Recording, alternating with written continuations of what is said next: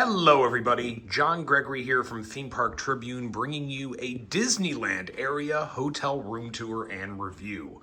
This is the Desert Palms Hotel and Suites, located just behind Disney California Adventure in the Disneyland Resort. I stayed here for 2 nights in January 2025, paid $144 per night through Hotels.com, and let me take you around the room and show you what I think about it. So this is one that's actually been on my bucket list for a while because it's so close to Disneyland, and it's one of these few hotels along with the Alpine Inn and the Candy Cane Inn that are actually on the side of the street as Disneyland, as the Disneyland Resort. It's on this side of Catella. And I just thought, that's interesting. I want to see how good those hotels are, because while they're not the closest, there's still ones that are on the other side of Harbor that are closer to the actual entrance. I wanted to know what it's like for some of these few that are actually on the same property as Disney. So let me take you around the room. Let's start off first with the little entry area. This is where you get your microwave, your pretty sizable mini fridge, bigger than you'll see in some other hotels, along with your basic coffee maker and ice bucket. No K-cup brewer here, just the basic stuff. Going into the bathroom, you have a nicely lit mirror. Only one sink in here, so one person getting ready at a time, basically. That's the way it's going to go in this hotel. And then the shower. Good water pressure, nothing, amazing, but this is like a 3-star-ish hotel, so it kind of hits that bill. I do not know why I just noticed the faucet is kind of turned over to the side a little bit, but, it got the job done. You get some body wash and shampoo and conditioner dispensers. I like that. Don't need to take the little bottles home with me. I do not like over here you just get body wash and body lotion. I really want hotels to start, if you're going to have stuff like this over here, give me hand soap. I need hand soap to, wash my hands. There's not even bar soap in here. So, you have dispensers, go get hand soap. Simple request. You have a few hooks here by the door and another full-length mirror, as you saw earlier. Hello. Door for the lock-off, if you want to combine these rooms, is right there. And then out here, you get your 2 queen-size beds. Decently comfortable. I had a fine sleep on them. In fact, a little better than I've had at some little bit of a higher-end resort in Anaheim that I stayed in previous to this. So, didn't hurt my back or anything. I think the wood headboards are a nice touch. A few things that you should be aware of just missing. There's no USB plug anywhere near this end table. You can get to this plug behind here to plug in something, and then if your cord's long enough, you can use these plugs in the lights, but they haven't upgraded to a USB port thing. And frankly, since they have probably changed this alarm clock in the last few years, that's really where they should have done it. Or maybe they haven't, because this has MP3 line in. But that's really where a hotel can do kind of a soft goods overhaul and upgrade their stuff.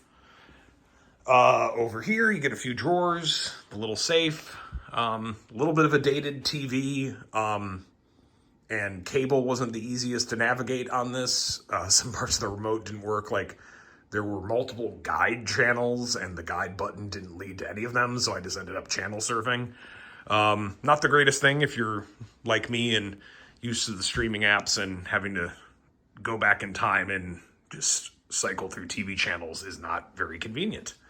Anyway, enough minor bitching on that. Little bit of a desk here, another outlet, no USB, another light outlet, no USB, the phone. And then over here, where I'm storing my luggage, is really the space where you should probably be storing your luggage. Just a nice little, didn't have to bring out the luggage rack, and not that there was one, because there really is no closet space. Yeah, actually, this is something I didn't even realize until now. No closet space in here. Behind the door, oh, there is the closet. Derp. Yeah, okay. I stand corrected. There is the closet.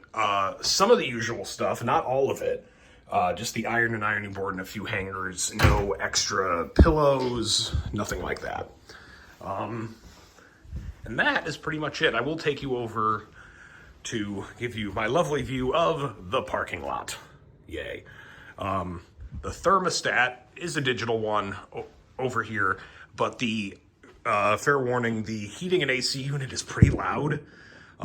It is January, so it kept kind of like kicking back and forth between air conditioning and heating, and in some ways that would, like, it might startle you awake when it whirs. Might just be the one for this room, but this one is not the greatest. Anyway, so room, fairly basic, I'd say. Gets the job done, but nothing to write home about with a resort like this. It's better than some of the other options in and around Disneyland. And there are some bigger rooms that you can get here. There are some rooms with bunk beds, things that are more amenable for families. This is more for, your very basic stay. The things I liked about this hotel, the proximity is really good. The included breakfast is one of the best I've seen at a Anaheim hotel. And some of those are really just like, I don't need to try them. They are like continental, meaning like there's nothing fresh or hot that you can get. It's all prepackaged stuff that is barely an included breakfast. This one had, hot, fresh food, at least coming out of buffet trays, and a waffle maker and things like that. And it was a pretty good value for an included breakfast. The downsides, or I should say one more upside, is the little included 24-hour self-checkout food mart they have here.